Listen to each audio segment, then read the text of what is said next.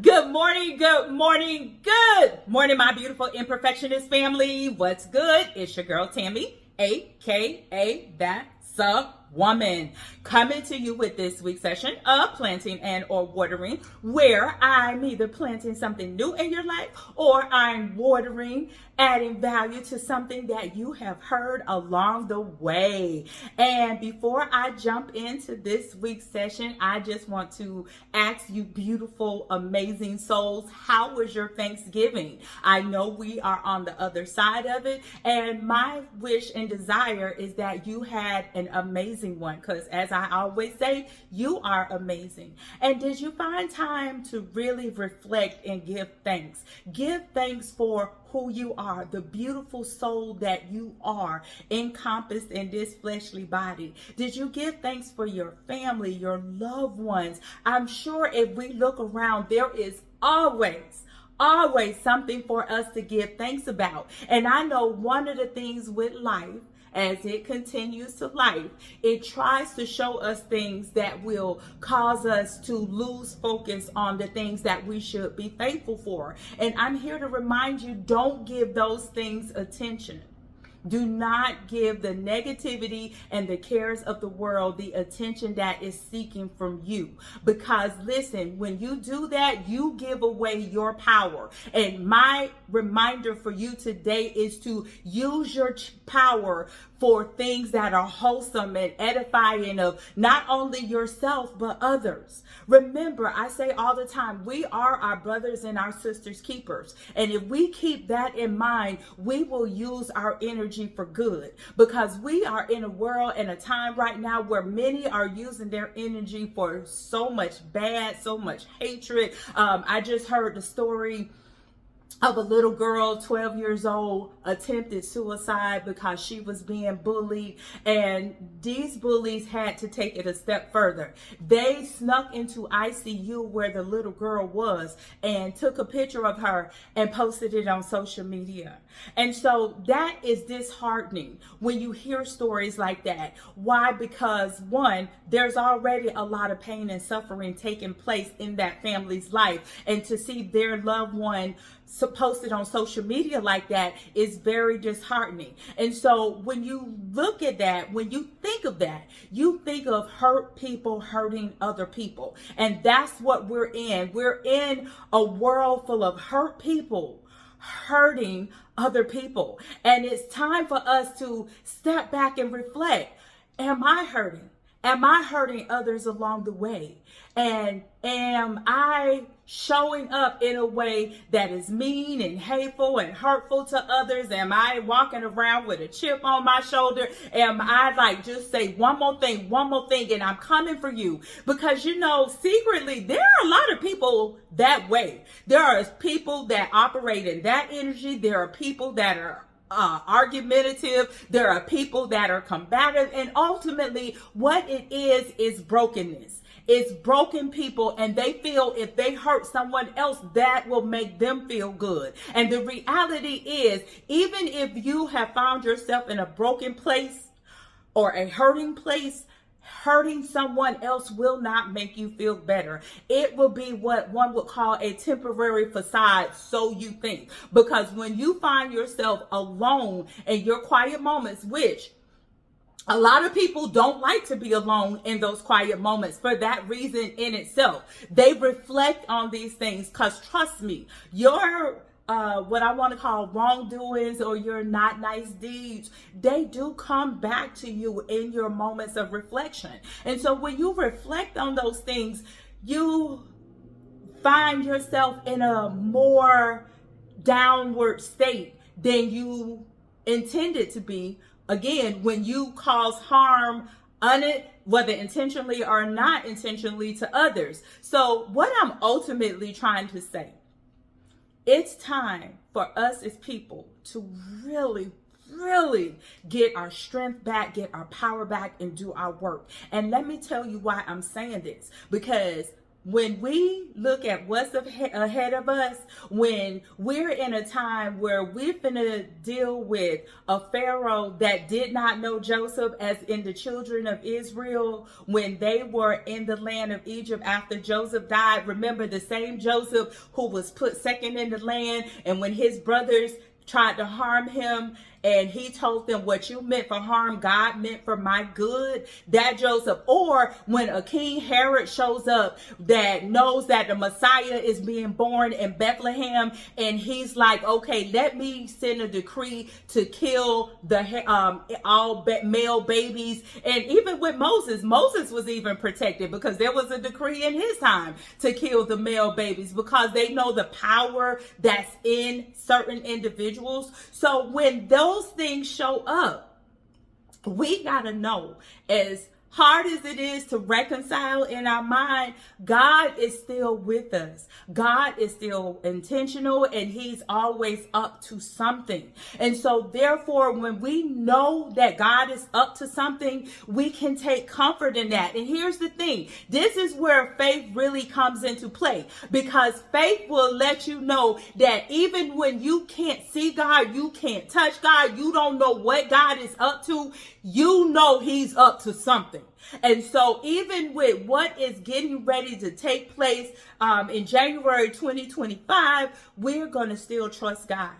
That's why I have been saying the last couple of months, because God gave it to me in my spirit. Their eyes were watching God. And I promise you, we got to stand on that. We got to stand on keeping our eyes fixated unto God, who is the author, the finisher, and the director of our faith. We got to keep our eyes knowing that no matter what is going on, we will be victorious. We got to keep our minds focused on that we are the head. That's what the scripture reminds us. We got to keep our minds focused on that we are blessed in the city. We're blessed in the field. We're blessed coming. We're blessed going. We got to keep our minds on that.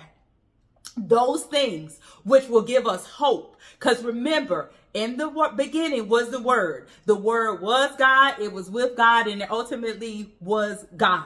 So knowing that God is the Word, we got to grab the Word and feed it into our spirit and keep it as the focal point. A lot of times our energy gets shifted in the wrong direction because why? The enemy sends all these distractions. It's in all these distractions. And you, again, remember, hurt people hurt other people. So you got all this hurt and this fear and this brokenness, and you in the midst of it, and you like, God, how can you be in this when all this is going on? I am here to say God is here. God is here. God is listening, and God is up to something. Don't know what it is. Again, going back to what I said, that's where our faith comes into play.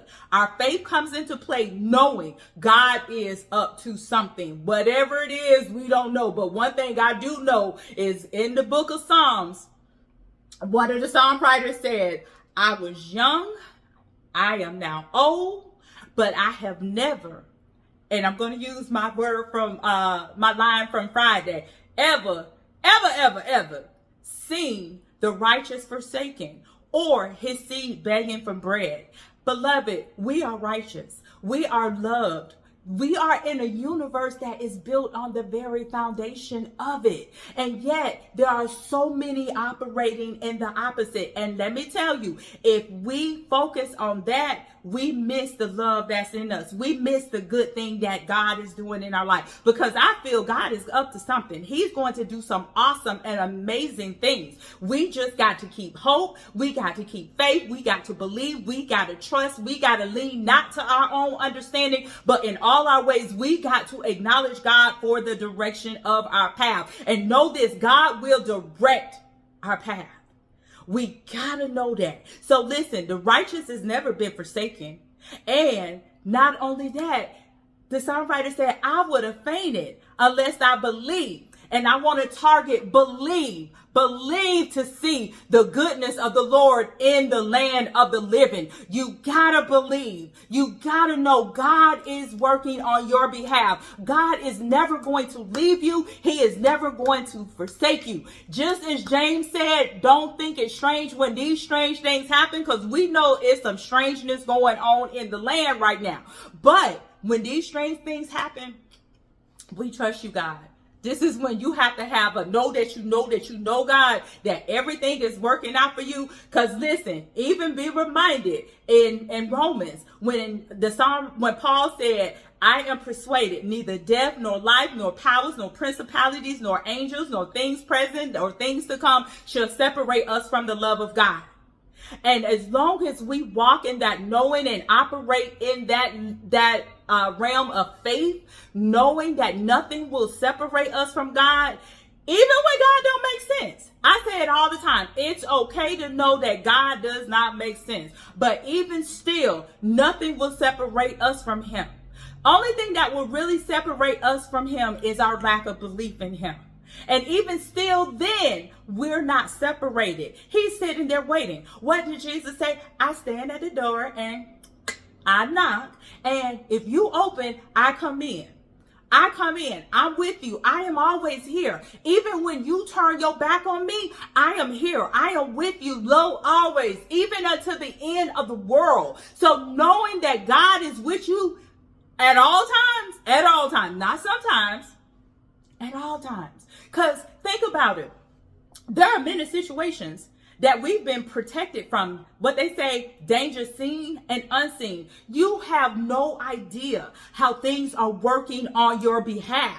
And so when you just even reflect of the things that you do know that God delivered you from, he's going to do it again. Even when you think of the things in the past that our family members have been through and our ancestors and things like that, God delivered them. So what makes us think God went to sleep?